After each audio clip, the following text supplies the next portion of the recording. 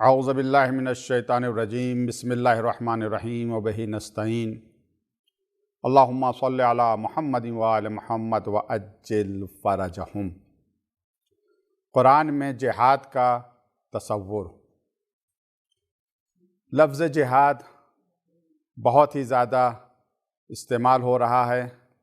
اس کے معنی کیا ہیں اور قرآن میں جہاد کا کیا تصور بیان کیا گیا ہے؟ دیکھیے، اس لفظ جہاد میں 3 حرف ہیں، جیم، ہے اور دال۔ اس کے معنی لغت میں کوشش کرنے کے ہیں۔ جہد بھی استعمال ہوا ہے مصدر کے طور پر اور جہد بھی استعمال ہوا ہے۔ دونوں لفظ قرآن میں آئے ہیں سعی اور کوشش کے معنی میں۔ ارشاد ہوا ہے سورہ توبہ میں آیت نمبر 79، وَالَّذِينَ لَا يَجِدُونَ إِلَّا جُهْدَهُمْ، اور جنہیں اپنی محنت اور مشقت کے سوا کچھ میسر نہیں۔ تو جہد یہاں پر محنت اور مشقت کے معنی میں استعمال ہوا ہے۔ جہد یعنی فتح کے ساتھ، زبر کے ساتھ یہ لفظ بھی قرآن میں آیا ہے۔ وَاقْسَمُوا بِاللَّهِ جَهْدَ أَيْمَانِهِمْ، سورہ نور آیت نمبر 53 میں۔ یہ وہی ہیں جو خدا کی سخت قسمیں کھایا کرتے تھے۔ اسی لفظ سے اجتہاد بھی ہے، اسی سے مجتہد بھی آیا ہے، اسی لفظ سے۔ اس سب کے معنی ہیں کوشش کرنا، سعی کرنا، محنت کرنا۔ یہ معنی قرآن نے بیان کیے ہیں جہاد کے۔ جہاد کی 3 قسمیں ہیں جن کو بیان کیا گیا ہے۔ دیکھیے، جہاد کا مفہوم بہت ہی زیادہ وسیع ہے۔ 3 قسمیں جہاد کی ہیں۔ ایک جہاد عدو ظاہر، یعنی ظاہری دشمن سے جہاد، کھلے ہوا جو دشمن ہے اس سے جہاد کرنا، ایک یہ ہے۔ دوسرا جہاد ہے شیطان سے جہاد کرنا۔ تیسری قسم ہے جہاد کی اپنی خواہشات سے لڑنا، 3 طرح کا جہاد ہے۔ دشمن سے، شیطان سے، خود اپنے آپ سے۔ گویا انسان کے 3 دشمن ہیں، ایک عدو ظاہر ہے، دشمن اسلام ہے، ایک شیطان ہے، ایک خود اس کی خواہش ہے۔ اور تینوں جہاد کو قرآن مجید کی ان آیات میں اس طرح سے جمع کیا گیا۔ سورہ حج آیت نمبر 78، وَجَاهِدُوا فِي اللَّهِ حَقَّ جِهَادِهِ، اللہ کی راہ میں، فی اللہ، اللہ میں یعنی اللہ کی راہ میں جہاد کرو، حق جہاد یعنی جہاد کا حق ادا کرو۔ سورہ توبہ آیت نمبر 41 میں ارشاد ہوا، وَجَاهِدُوا بِأَمْوَالِكُمْ وَأَنفُسِكُمْ فِي سَبِيلِ اللَّهِ، اپنے مال اور اپنی جان سے اللہ کی راہ میں جہاد کرو۔ پیغمبر اسلام صلی اللہ علیہ وسلم نے فرمایا، جاہدوا اہواکم، اپنی خواہشات سے جہاد کرو، کما تجاہدون اعداءکم، جس طریقے سے اپنے دشمنوں سے جہاد کرتے ہو۔ اسی وجہ سے جہاد بالنفس کو پیغمبر اسلام صلی اللہ علیہ وسلم نے جہاد اکبر قرار دیا اور جہاد بالسیف کو جہاد اصغر قرار دیا۔ پیغمبر فرماتے ہیں، جاہد الکفار بایدیکم والسنتکم، حدیث میں اس طرح سے آیا، کفار سے جہاد کرو زبان کے ذریعے سے اور اپنے ہاتھوں کے ذریعے سے۔ اسی جہاد کے اوپر گفتگو کرنی، کیونکہ جب ہم لفظ جہاد سنتے ہیں، ہمارے ذہن میں جب لفظ جہاد آتا ہے یا لوگوں کے ذہن میں جب لفظ جہاد آتا ہے تو ذہن میں قتل، قتال، میدان جنگ اور خون کا تصور آتا ہے۔ یہ جہاد، یہ جنگ اسلام میں کس طریقے سے بیان کی گئی ہے اور قرآن میں اس کا کیا تصور ہے، اس پر تھوڑی سی اس درس میں گفتگو کرنی ہے۔ 2 سوال ہیں بنیادی۔ پہلا سوال یہ ہے، اسلام دین صلح ہے یا اسلام دین جنگ ہے؟ جنگ کا دین ہے، جنگ کا حکم دے رہا، جنگ کرو، لڑو، کاٹو، مارو، قتل کرو، یا نہیں اسلام صلح کا دین ہے، آشتی کا دین ہے؟ ایک یہ سوال۔ دوسرا سوال، اصل اسلام میں کیا ہے؟ دیکھیے، فقہا جب کوئی بحث کرتے ہیں فقہ میں تو اصل کی تلاش میں رہتے ہیں کہ اصل کیا ہے۔ مثال کے طور کے اوپر کہا جاتا ہے کلو شیء لک طاہر حتی تعلم انہ نجس، ہر شے تمہارے لیے پاک ہے جب تک تمہیں اس کی نجاست کا یقین نہ ہو جائے۔ تو اصل چیزوں میں طہارت ہے، پاکیزگی ہے۔ تو جب تک کوئی چیز اپنے اصل پر باقی رہے اس وقت یہ سوال نہیں کیا جاتا یہ ایسا کیوں ہے، یعنی یہ سوال کرنا صحیح نہیں ہے، یہ چیز کیوں پاک ہے؟ اللہ نے چیز کو پاک پیدا کیا۔ ہاں جب چیز اپنے اصل سے نکلے گی، شے اپنی اصل سے نکلے گی، نجس ہو جائے گی۔ اب یہ سوال صحیح ہے، بجا ہے، یہ کیوں نجس ہو گئی، نجاست کا سبب کیا ہے؟ تو اسلام میں اصل صلح ہے یا جنگ ہے؟ اس کا کیا جواب ہے؟ اس درس میں انہی دو سوالوں کے جواب دینے کی کوشش کی جائے گی۔ کچھ لوگوں کا نظریہ یہ ہے کہ اسلام دین صلح ہے۔ دیکھیے لفظ صلح صاد لام ہے، تقریباً پورے مادے کے ساتھ اصلاح وغیرہ، مصلح، مصلحین، پورے مادے کے ساتھ 180 مرتبہ قرآن مجید میں اس مادہ صلح کا استعمال ہوا ہے، اور مادہ قتل کا استعمال 170 مرتبہ ہوا ہے، یعنی صلح کا زیادہ ہوا ہے، قتل کا کم ہوا ہے۔ تو جو لوگ یہ کہتے ہیں اسلام دین صلح ہے، وہ بھی قرآن کی آیتیں پیش کرتے ہیں۔ سورہ نساء کی آیت نمبر 128، وَالصُّلْحُ خَيْرٌ، صلح خیر ہے، بہتر ہے۔ سورہ بقرہ کی آیت نمبر 224، وَتُصْلِحُوا بَيْنَ النَّاسِ، ایسا کام نہ کرو جس سے لوگوں کے درمیان صلح اور آشتی نہ ہو سکے، یہ آیت پیش کرتے ہیں۔ اور پھر صلح حدیبیہ کے موقع پر جو آیت نازل ہوئی، اِنَّا فَتَحْنَا لَكَ فَتْحًا مُبِينًا، ہم نے آپ کو فتح مبین دی۔ پیغمبر نے جو صلح کی اس صلح کو قرآن نے فتح مبین کہا۔ تو یہ آیتیں پیش کرتے ہیں اور کہتے ہیں کہ اسلام صلح کا دین ہے، آشتی کا دین ہے، امن کا دین ہے۔ بعض لوگ ایسے ہیں ان کا یہ کہنا ہے نہیں اسلام جنگ کا دین ہے، قتل کا دین ہے، اور وہ بھی اپنا مدعا ثابت کرنے کے لیے قرآن کی آیتیں پیش کرتے ہیں۔ کہ سورہ بقرہ کی آیت نمبر 216، کتب علیکم القتال، تمہارے اوپر قتال فرض کر دیا گیا، وَهُوَ كُرْهٌ لَكُمْ، اور یہ تمہیں ناپسند ہے، وَعَسَىٰ أَن تَكْرَهُوا شَيْئًا وَهُوَ خَيْرٌ لَكُمْ، ہو سکتا ہے کسی چیز کو تم ناپسند کر رہے ہو، کوئی چیز تمہارے لیے ناگوار ہو، مگر حقیقت میں اس میں تمہارے لیے بھلائی ہو۔ تو یہاں کے اوپر قتال کو خیر کہا گیا ہے۔ اس کے علاوہ دوسری بھی آیت ہے سورہ نساء آیت نمبر 84، فَقَاتِلْ فِي سَبِيلِ اللَّهِ، اللہ کی راہ میں قتال کرو، لا تکلف الا نفسک، یہ ذمہ داری صرف آپ کے نفس کی ہے۔ سورہ انفال آیت نمبر 65 میں ارشاد ہوا، یا ایہا النبی، اے نبی، حرض المؤمنین علی القتال، مومنوں کو تشویق دلائیے، ترغیب دلائیے، شوق دلائیے قتال کا، قتل کرنے کے لیے، کہ آئیں میدان جنگ میں جہاد کریں۔ تو اب دیکھیے بعض کہتے ہیں اسلام دین صلح ہے، بعض کہتے ہیں کہ اسلام جنگ کا دین ہے، قتل کا حکم دے رہا ہے۔ لیکن حقیقت میں اگر دیکھا جائے تو اسلام نہ دین جنگ ہے نہ دین صلح ہے۔ اسلام ہے کیا؟ روح اسلام کیا ہے؟ پروردگار نے اسلام کو دنیا والوں تک پہنچانے کے لیے دو ذریعے استعمال کیے ہیں۔ انسانوں کا ذریعہ یعنی انبیاء بھیجے، رسول بھیجے، اور صحیفے نازل کیے، آسمانی کتابیں نازل کی۔ انہی دونوں کے ذریعے سے پروردگار نے ہدف بتایا ہے، مقصد بتایا ہے کہ اسلام کا ریزن اور مقصد کیا ہے، ہدف کیا ہے، کیوں اسلام آیا دنیا میں۔ سورہ حدید آیت نمبر 25، لَقَدْ أَرْسَلْنَا رُسُلَنَا بِالْبَيِّنَاتِ، ہم نے بھیجا رسولوں کو، اپنے رسولوں کو ہم نے بھیجا بالبینات، واضح دلیلوں کے ساتھ۔ وَأَنزَلْنَا مَعَهُمُ الْكِتَابَ وَالْمِيزَانَ، ہم نے ان کے ساتھ کتاب کو نازل کیا اور میزان۔ میزان عربی میں کہتے ہیں ترازو کے، لیکن بعض علماء کے نزدیک قواعد عدل مراد، یعنی عدل کے قانون، وہ ہم نے نازل کیا۔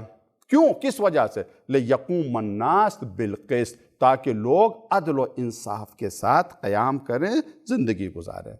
اسلام کیوں آیا ہے؟ اسلام اس وجہ سے آیا لِيَقُومَ النَّاسُ بِالْقِسْطِ، تاکہ لوگ عدل و انصاف کے ساتھ زندگی گزاریں۔ اسلام چاہتا ہے سماج میں، سوسائٹی میں عدل و انصاف کی حکمرانی ہو۔ اس مقصد کو حاصل کرنے کے لیے اگر جنگ کرنا پڑے تو اسلام جنگ کی اجازت دیتا ہے، اگر صلح کرنا پڑے تو اسلام صلح کی اجازت دیتا ہے۔ اسلام نہ دین جنگ ہے نہ دین صلح ہے۔ اسلام پوری دنیا میں عدل و انصاف کی حکومت چاہتا ہے، اور اسی وجہ سے اس نے رسولوں کو بھیجا، اسی وجہ سے اس نے آسمانی کتابیں نازل کی، قرآن آیا اسی وجہ سے آیا۔ تاکہ ہر انسان عدل و انصاف کے ساتھ زندگی گزارے، کوئی بھی ایک دوسرے کے اوپر زیادتی نہ کرے، ظلم نہ کرے۔ تو اسلام امن کا مذہب ہے، عدل کا مذہب ہے، انصاف کا مذہب ہے۔ اب یہ سوال کہ اصل کیا ہے، صلح ہے یا جنگ ہے، تو آپ تھوڑا سا غور کریں، تاریخ اسلام پر تھوڑا سا غور کریں۔ 40 سال تک پیغمبر اسلام صلی اللہ علیہ وآلہ وسلم نے اپنے کردار کے ذریعے سے خاموشی سے تبلیغ رسالت انجام دی، خاموش رہے۔ 40 سال کے بعد اپنی تبلیغ کو آشکار کیا، جسے ہم لوگ کہتے ہیں مبعوث برسالت ہوئے۔ 13 سال مکے میں رہے۔ مکے والوں نے، مکے کے کفار نے، کفار قریش نے بے انتہا ظلم کیا مسلمانوں پر۔ تصور نہیں کر سکتے ہیں کہ کیسا ظلم ہوا۔ ایک پیر اس اونٹ میں باندھ دیا گیا، دوسرا پیر اس اونٹ میں باندھ دیا گیا، دونوں مختلف سمتوں میں چلائے گئے، جسم کے 2 ٹکڑے ہو گئے۔ لٹا کر جلتا ہوا پتھر سینے کے اوپر رکھا جاتا تھا، تب بھی مسلمانوں کے منہ سے احد احد کی آواز نکلتی تھی۔ ہر طرح کا ظلم کیا، لیکن مسلمان آتے تھے پیغمبر کے پاس مکے میں، یا رسول اللہ ہمیں بھی اجازت دیجئے کہ ہم اس کا جواب دیں۔ پیغمبر نے کہا نہیں، ہجرت کر جاؤ۔ حبشے کی طرف ہجرت ہو گئی، خود پیغمبر مدینے میں آ گئے، وہاں کے اوپر ہجرت ہو گئی۔ اب مدینے میں آئے، ظلم کا جاری ہے، مسلمانوں کو گھر سے نکال رہے ہیں، مکے سے نکال رہے ہیں، ان کے وطن سے نکال رہے ہیں، ان کی پراپرٹی پر قبضہ کر رہے ہیں، ان کے اموال پر قبضہ کر رہے ہیں۔ تب بھی خاموشی نہیں، صبر کرو، صبر کرو، صبر کرو۔ اور وہ جب منزل آ گئی کہ پانی سر سے اونچا ہو گیا، ظلم کی انتہا ہو گئی، اب آیت جہاد نازل ہوتی ہے۔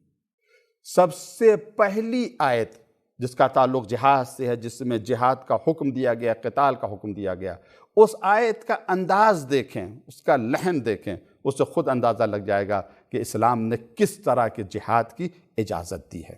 سورہ حج کی 3 آیتیں ہیں، 38، 39 اور 40۔ ان اللہ یدافع عن الذین آمنوا، اللہ دفاع کرتا ہے صاحبان ایمان کا، مؤمنوں کا اللہ دفاع کرتا۔ ان اللہ لا یحب کل خوان کفور، اور اللہ کسی قسم کے خیانت کار کو یقیناً پسند نہیں کرتا، خائن کو اللہ پسند نہیں کرتا، اسے محبت نہیں کرتا۔ اس کے بعد دوسری آیت، اذن للذین یقاتلون بانہم ظلموا، اجازت دی جا رہی ہے ان لوگوں کو جن سے جنگ کی جا رہی، یقاتلون صیغہ مجہول ہے، یہ ان لوگوں کو اجازت دی جا رہی جس سے جنگ کی جا رہی، بانہم ظلموا، جو ان پر ظلم ہوا ہے، وَإِنَّ اللَّهَ لَنَصْرِهِمْ لَقَدِيرٌ، اللہ ان کی نصرت پر قادر ہے۔ تہاجم کا حکم نہیں ہے، اٹیک کا حکم نہیں، تم پر جو حملہ ہو رہا ہے، ابھی تک یہ حکم تھا صبر سے اس حملے کا مقابلہ کرو، اب قرآن نے کہا نہیں، تمہیں اجازت دی جا رہی ہے، تم سے قتال ہو رہا ہے، تم اس ظلم کا بدلہ لو، تم میدان جہاد میں آ جاؤ، کیونکہ تم پر ظلم ہو گیا۔ اب اس کے بعد جب قرآن نے یہ کہہ دیا کہ اذن دے دیا، جب اجازت دے دی اس طریقے سے، تو اب اس کے بعد والی آیت جو کہہ رہی ہے الذین اخرجوا من دیارہم، دیکھیں کیسا ظلم ہوا۔ الذین اخرجوا من دیارہم، جن کو ان کے گھروں سے نکال دیا گیا، وطن سے نکال دیا گیا، بغیر حق، بغیر حق کے نکال دیا گیا، الا ان یقولوا ربنا اللہ، مگر ہاں ان کا کہنا صرف تھا رب ہمارا اللہ، صرف اس جرم میں کہ یہ توحید پرست ہے، اس وجہ سے ان کو گھر سے نکال دیا گیا۔ یہ اتنا بڑا ظلم، اب تم اس ظلم کے خلاف میدان جنگ میں آ جاؤ، تمہیں اجازت دے رہا ہے۔ پھر اس کے بعد والی بھی آیت ہے وَلَا يَنْصُرَنَ اللَّهُ مَنْ يَنْصُرُهُ، جو اللہ کی مدد کرے گا اللہ اس کی مدد کرے گا، ان اللہ لقوی عزیز، اللہ قوی بھی ہے اور عزیز بھی۔ اس کے بعد جو آیت کا جملہ ہے اس پر غور کریں تو روح جہاد سمجھ میں آ جائے گی۔ بہت پروپیگنڈا کیا جا رہا ہے جہاد کے خلاف، لوگ قرآن کے مفہوم سے ناآشنا ہیں، قرآن کے آیات کے معنی سے ناآشنا ہیں، ایک لفظ پڑھ لیتے ہیں، ایک آیت پڑھ لیتے ہیں اور اس سے نتیجہ نکال لیتے ہیں۔ قرآن کی آیت نمبر 40 کیا کہہ رہی ہے؟ الذین ان مکناہم فی الارض، ایسے لوگوں کو جہاد کی پروردگار نے اجازت دی ہے۔ ان کے بارے میں کیا کہہ رہا ہے؟ الذین ان مکناہم فی الارض، ان لوگوں کو جب ہم اجازت دیتے ہیں، ہم تمکین دیتے ہیں، ان کو جب ہم طاقت دیتے ہیں کہ زمین ان کے اختیار میں آ جائے، نہیں اقتدار ان کو مل جائے، حکومت ان کو مل جائے، تبھی کیا کرتے ہیں؟ اگر جہاد تہجم کے معاملے میں، اٹیک کے معاملے میں تو بس مال غنیمت جمع کریں اور گھر لوٹیں وغیرہ کریں، نہیں. اگر ان کو فتح مل جاتی ہے، تمکین مل جاتی ہے زمین کے اوپر، اقاموا الصلاۃ، نماز قائم کرتے ہیں، وآتوا الزکوٰۃ، زکوٰۃ دیتے ہیں، یعنی اللہ کا بھی حق اور انسانوں کا بھی حق ادا کرتے ہیں، وأمروا بالمعروف، اور امر بالمعروف کرتے ہیں، ونہوا عن المنکر، اور نہیں عن المنکر کرتے ہیں. یہ ہے جہاد کا فلسفہ، یہ ہے جہاد کی روح. کہ جہاد کس وجہ سے ہے؟ اللہ کی یاد کے لیے، ایتاء زکوٰۃ دینے کے لیے، مخلوق کی مدد کرنے کے لیے، اچھائیوں کی دعوت دینے کے لیے، برائیوں سے روکنے کے لیے. کتنی بہترین یہ آیت ہے. اب دیکھیے، اب دوسرا مرحلہ گفتگو کا تھوڑا غور کرنے کی ضرورت. قرآن میں مجید میں جو آیتیں ہیں جن کا تعلق جہاد سے ہے، وہ دو طرح کی آیتیں. کس طرح کی علمی خیانت کی ہے اور یا کی جا رہی ہیں. دو طرح کی آیتیں، کچھ آیتیں مطلق ہیں اور کچھ آیتیں مقید ہیں. یہ مطلق اور مقید کیا ہے؟ میں ایک مثال دوں تاکہ جو لوگ اس مطلق اور مقید کی اصطلاح سے واقف نہیں ہیں ان کی بات سمجھ میں آ جائے کہ آیت مطلق کیا ہے، آیت مقید کیا ہے، اطلاق کیا ہے اور قید کیا ہے. مثال کے طور کے اوپر ایک حاکم نے ایک پیغام بھیجا کہ فلاں شخص کی عزت کرو، اس کا اکرام کرو. مطلق ہے یہ حکم، وہ شخص کیسا بھی کچھ بھی کوئی بھی کام کرے، حاکم کا حکم آ گیا کہ اس کا اکرام کریں، اس کی عزت کریں. پھر اس کے بعد دوبارہ اس کا حکم آیا کہ جس شخص کے اکرام کرنے کا ہم نے حکم دیا ہے اس کا اکرام کرو اگر وہ عادل ہو. اب یہ قید عدالت لگ گئی. اب دوسرے حکم میں یہ قید عدالت لگ گئی تو یہ پہلے والے حکم کو بھی مقید کر دے گا. یہ اللہ تبارک و تعالیٰ کلام قرآن مجید یہ ایک رسالہ ہے، اللہ تبارک و تعالیٰ کا ایک پیغام ہے پیغمبر کے ذریعے سے انسانوں کے لیے. متکلم واحد ہے، ایک ہے متکلم. ایک جگہ وہ مطلق گفتگو کرتا ہے مصلحت کے تحت، پھر بعد میں قید لگا دیتا ہے. تو جب قید بیان کر دی گئی تو یہ قید اس حکم میں بھی پہنچ جائے گی کہ جس میں اطلاق ہے. یہ ہے مطلق اور مقید. اب ہم دیکھتے ہیں قرآن مجید میں جہاد کے بارے میں جو آیتیں آئی ہیں، کچھ مطلق ہیں یعنی بغیر قید کے ہیں، اور کچھ جو مقید ہیں یعنی قید کے ساتھ ہیں. ایک آیت میں پڑھ رہا ہوں جو مطلق ہے، سورہ توبہ کی آیت نمبر 29. فَاقْتُلُوا الَّذِينَ لَا يُؤْمِنُونَ بِاللَّهِ وَلَا بِالْيَوْمِ الْآخِرِ. صاحب کتاب جو تھے، شان نزول انہی کے بارے میں ہے. قتال کرو، قاتلو، قتال کرو کس سے؟ الذین، ان لوگوں سے، لا یؤمنون، جو ایمان نہیں لاتے، نہ اللہ کے اوپر ایمان رکھتے نہ قیامت کے اوپر ایمان رکھتے. ولا یحرمون ما حرم اللہ، اور نہ وہ چیز حرام کرتے جس کو اللہ نے حرام قرار دی، اور نہ وہ دین کے پابند ہیں. ان لوگوں سے قتال کرو، یہ مطلق حکم ہے. کرو قتال، جنگ کرو، ان سے جہاد کرو، یہ مطلق حکم ہے. مقید آیت کیا ہے؟ سورہ بقرہ کی آیت نمبر 190 اور اس کے بعد والی آیت 191. ان دونوں میں دیکھیں کس طرح کی قید ہے.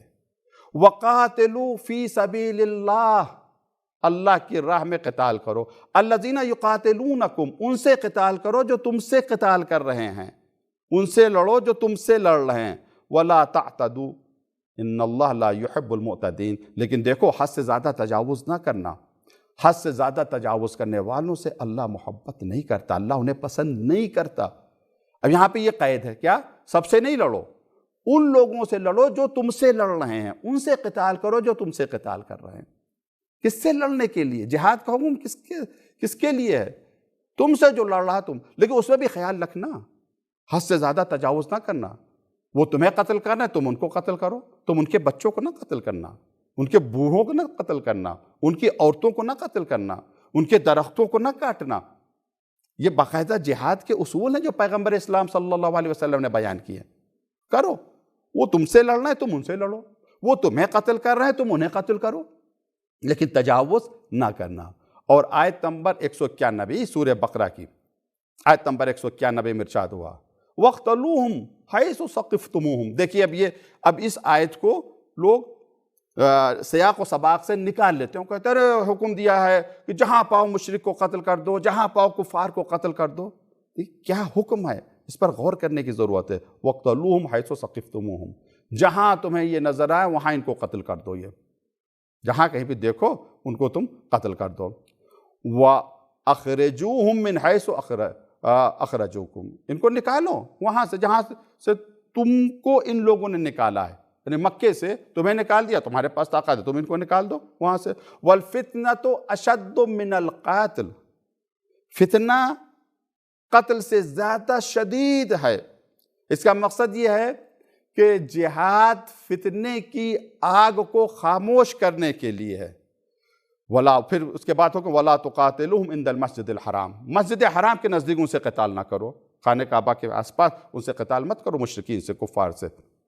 حَتَّى يُقَاتِلُوكُمْ، ہاں اگر وہاں کے اوپر بھی تم سے قتال کر رہے ہیں تو وہاں اجازت ہے، تم وہاں پر ان سے قتال کرو، اپنی طرف سے ابتدا نہ کرو۔ فَإِنْ قَاتِلُوكُمْ فَاقْتُلُوهُمْ، اگر یہ خانہ کعبہ کے آس پاس تم سے قتال کریں تم بھی ان سے قتال کرو، انہیں قتل کرو۔ كَذَلِكَ جَزَاءُ الْكَافِرِينَ، کافروں کے لیے یہی سزا ہے۔ اب یہاں کے اوپر آپ دیکھیں مطلق اور مقید دونوں آیتیں ہم نے آپ کے سامنے پیش کی۔ جہاد کا تعلق کس سے؟ مطلق ہے یا نہیں قید کے ساتھ ہے؟ کس سے؟ آج کہتے ہیں اسلام نے قتل کا حکم دیا، جہاد کا حکم دے رہا ہے اسلام۔ سمجھنے کی ضرورت ہے، بے شک اسلام نے قتل کا حکم دیا ہے، بے شک اسلام نے جہاد کا حکم دیا ہے، مگر کس لیے، کس وجہ سے؟ اس وجہ سے کہ سماج میں، سوسائٹی میں عدل و انصاف کی حکومت قائم ہو۔ میں ایک مثال دوں تاکہ بعد نوجوانوں کی سمجھ میں آ جائے، میسج ہمارا پہنچ جائے۔ ایک فیکٹری ہے، اس فیکٹری میں اوزار بنتے ہیں آپریشن کے لیے، چاقو، قینچی، آری، ہاسپٹل کے لیے، ڈاکٹروں کے لیے۔ ظاہر سی بات ہے کبھی ڈاکٹر یا کسی مریض کا اس کو پیر کاٹنا پڑتا ہے، کبھی ہاتھ کاٹنا پڑتا ہے، کبھی سینہ چیرنا پڑتا ہے، تو چاقو بھی اور قینچی بھی اور آری بھی، ہر طرح کا اوزار۔ اگر کسی ڈاکٹر نے اسی چاقو سے جس سے آپریشن کیا جاتا ہے، اسی قینچی سے جس سے آپریشن کیا جاتا ہے، اسی آری سے جس سے پیر کاٹا جاتا ہے مریض کا، کسی بے گناہ کو قتل کر دیا، اب ارے بھائی اس اوزار کا غلط استعمال ہو گیا تو فیکٹری کو بند کر دینا چاہیے کیونکہ غلط استعمال ہو رہا ہے۔ ہر عقل مند کہے گا کہ نہیں، اگر فیکٹری بند ہو گئی تو مریضوں کا علاج کیسے ہوگا؟ نہیں ہو سکتا، فیکٹری رہے، یہ غلط استعمال روکنا چاہیے، غلط استعمال روکنا چاہیے۔ ٹھیک ہے، جہاد کا کچھ لوگوں نے غلط استعمال کیا، مس یوز کیا، کچھ بادشاہوں نے، کچھ حکمرانوں نے، اور کچھ کر بھی رہے ہیں، تو ان کے غلط استعمال سے حقیقت جہاد کے اوپر انگلی نہیں اٹھانا چاہیے۔ وہ جہاد جو عدل و انصاف کے لیے، اگر نہ بند کر دیا جائے جہاد کا باب تو کیا ہوگا؟ پورے سماج میں شیطانوں کی حکومت ہوگی، یعنی انسان کی شکل میں شیطان، اور وہ غریبوں پر ظلم کریں گے، وہ غریبوں پر اتیاچار کریں، ان کا مال لوٹیں گے، کوئی مدد کرنے والا نہیں ہوگا، کوئی نصرت کرنے والا نہیں ہوگا۔ بے شک اسلام قتل کا حکم دیتا ہے، مگر کس کے قتل کا حکم دیتا ہے؟ جس طریقے سے ڈاکٹر کبھی ہاتھ کاٹتا ہے، کبھی پیر کاٹتا ہے، ظلم کی وجہ سے نہیں، عدل کی وجہ سے۔ مریض کو بچانا ہے، اگر ہاتھ نہیں کاٹا تو ظاہر پورے بدن میں پھیل جائے گا۔ تو سماج، پورا سماج ایک بدن کی طرح ہے، اور جو فاسد لوگ ہیں، برے لوگ ہیں، شیطانی صفت لوگ ہیں، یہ سمجھ لیے کہ زہر ہے، اس حصے کو کاٹنا ہے۔ اسلام اسی حصے کو کاٹنے کے لیے کہہ رہا ہے۔ بے گناہوں کے قتل کرنے کا حکم اسلام نہیں دے رہا ہے، بچوں کے مارنے کا حکم اسلام نہیں دے رہا ہے۔ جو لوگ یہ سمجھتے ہیں کہ اسلام نے اجازت دے رہی ہے قتل کی، جسے چاہے قتل کر دیں، وہ غلط سمجھے ہیں۔ قرآن میں جہاد کا تصور یہ ہے کہ جہاد اجازت، دفاع کی اجازت۔ اب یہ دفاع کی اقسام ہیں، قسمیں ہیں۔ ایک مرتبہ جب حملہ ہو جائے تب انسان ڈیفنس کرتا ہے، اور اس کے لیے جو دنیا کی ہر عدالت اجازت دیتی ہے۔ کوئی بھی عدالت نہیں کہ ہمارے گھر کے اوپر کسی نے حملہ کر دیا تو کیا ہم خاموش بیٹھے رہیں کہ ڈاکو آئیں اور سامان لوٹ کے لے جائیں اور بے عزتی کرتے ہیں، بے حرمتی کرتے ہیں، ہم کچھ نہ بولیں۔ یہ ہمیں حق ہے کہ ہم اپنے جان، اپنی مال، اپنی عزت، اپنی آبرو کی حفاظت کریں۔ ہر مذہب، دنیا کی ہر عدالت اس طرح کے دفاع کا حکم دیتی۔ ہاں، ایک دفاع اور ہوتا ہے کہ اگر کوئی حملہ کرنے والا ہے تو ہم انتظار کریں گے کہ حملہ کر کے ہمیں تباہ و برباد کر دے، یا اس سے پہلے ہم میدان میں آ جائیں گے. مگر ان سب کے لیے اسلام نے شرائط بیان کی ہیں. ہر آدمی جہاد کا آغاز نہیں کر سکتا، حتیٰ کہ دفاع کا بھی آغاز ہر آدمی نہیں کر سکتا. اس کے لیے شرط ہے، اذن معصوم شرط ہے. اور غیبت امام علیہ السلام میں جو مراجع ہیں، جو نمائندگی کر رہے ہیں، ان کی شرط. دیکھیں عراق میں کتنا ظلم ہوا، داعش نے کس طریقے سے قتل کیا بے گناہوں کو. صبر کرتے رہے علماء مراجع، لیکن جب دیکھا کہ اب اس کے علاوہ کوئی راستہ نہیں ہے کہ میدان جنگ میں آیا جائے، جہاد کیا جائے، تب آیت اللہ العظمیٰ آغا سستانی کا فتویٰ آیا کہ جہاد واجب کفائی ہے. اب دیکھیں اس کا کیا نتیجہ ہوا. اسی جہاد نے عراق کو بچا لیا. صرف عراق کو نہیں بچایا، پوری دنیا کو بچا لیا. کیونکہ جب داعش کی حکومت موصل پر ہوئی تھی تو کہہ رہے ان کا یہ کہنا تھا کہ ہم صرف اور صرف عراق کے لیے نہیں ہیں. پہلے داعش تھا، دولت الاسلامیہ فی العراق و الشام، پھر انہیں عراق و شام کو ہٹا کر صرف یہ کہہ دیا کہ دولت الاسلامیہ. تو عرض کرنے کا مقصد یہ ہے کہ جہاد دفاع ہے، دین کا دفاع، اپنی جان کا دفاع، اپنے نفس کا دفاع، اپنی عزت کا دفاع، اپنے آبرو کا دفاع. قرآن کی آیتیں جن کا تعلق جہاد سے ہے، انہیں غور سے پڑھنے کی ضرورت ہے، اور ان کی جو تفسیر ہے وہ وہاں سے لے جہاں کے اوپر قرآن نازل ہوا ہے، اس گھرانے سے. افسوس یہ ہے کہ کچھ لوگوں کو عربی نہیں آتی، وہ انگریزی تفسیر پڑھتے ہیں، انگریزی ترجمہ پڑھتے ہیں. انہوں نے ظاہری ترجمہ دیکھا اور اس کے اوپر جو ہے وہ عمل کر لیا، یا ایک نتیجہ نکال لیا قرآن نے یہ حکم دیا. نہیں، دیکھیں کہ اہل بیت، جس کا کہ پیغمبر اسلام صلی اللہ علیہ وسلم نے فرمایا کہ میں تمہارے درمیان دو چیزیں چھوڑ کر جا رہا ہوں، قرآن اور اہل بیت. ما ان تمسکتم بہما لن تضلوا بعدی، جب تک ان دونوں سے تم متمسک رہو گے، ان کے دامن سے وابستہ رہو گے، ہرگز گمراہ نہیں ہوگے. یہ دونوں کبھی جدا نہیں ہوں گے. مشکل یہی ہے کہ قرآن کہیں اور سے لے لیا. جب لے لیا قرآن تو نہیں سمجھ میں آتا. آج کتنا پروپیگنڈا کیا جاتا ہے آیات جہاد کے بارے میں. یہ آیات جہاد خطرناک ہے، انسانیت کے لیے خطر نہیں. آیات جہاد بالکل اس طریقے سے جیسے کارخانے میں آپریشن کے اوزار بنتے ہیں.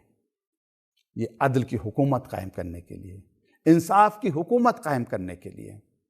ہماری گزارش یہی ہے کہ اگر قرآن کے مطلب کو صحیح طریقے سے سمجھنا ہے، معنی کو صحیح طریقے سے سمجھنا ہے، تو ان علماء کی تفسیر پڑھیں جن علماء نے علم کو اہل بیت علیہ السلام سے لیا ہے.